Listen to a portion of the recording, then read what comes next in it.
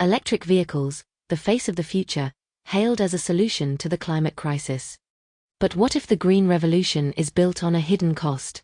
Beneath the promises of cleaner air and reduced emissions, an increasingly insatiable demand for rare earth elements is driving a global race to secure the materials that power this new world. Beneath the lush, green canopies of Kalimantan, a hidden crisis is unfolding. This is Kalimantan, Indonesia's heartland, a place of extraordinary biodiversity and natural wealth. But beneath this green canopy lies a dark secret, one so vast that it can be seen from space. The forests, rivers, and mountains are being ravaged by an unrelenting force. Illegal mining.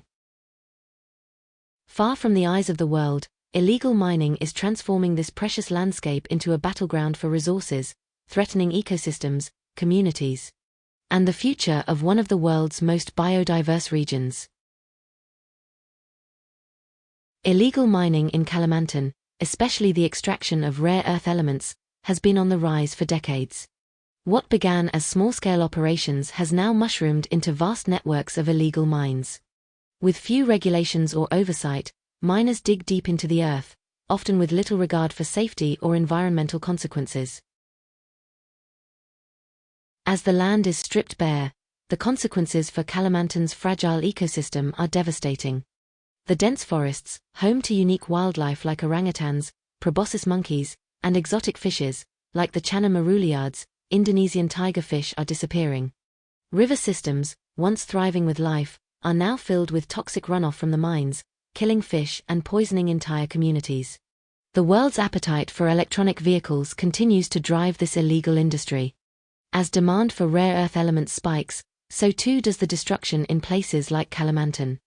The profits are vast, but the costs are incalculable.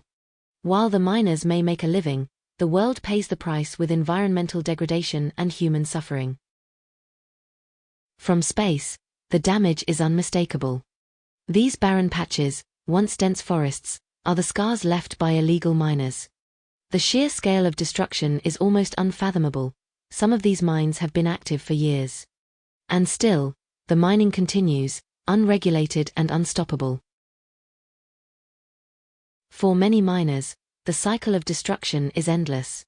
They live in poverty, and without sustainable alternatives, they continue to exploit the land they call home. But the cost of this exploitation is clear: the land is scarred, the water is poisoned, and the future is uncertain.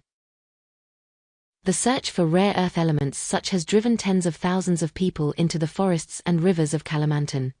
Without regulation, without oversight, and without mercy for the environment, they mine for lucrative minerals, often at the cost of their own lives and the land's future.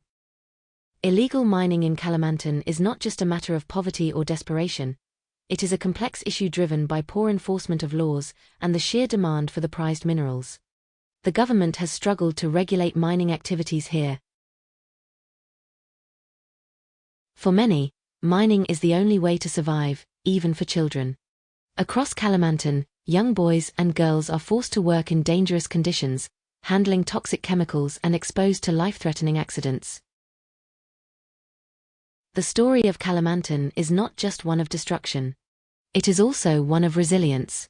The people and the land here are fighting to survive, to heal, and to protect what remains. But the battle is far from over.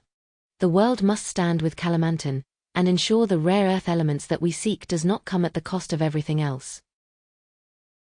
The story of Kalimantan's illegal mining is a story of survival, destruction, and the hope for change.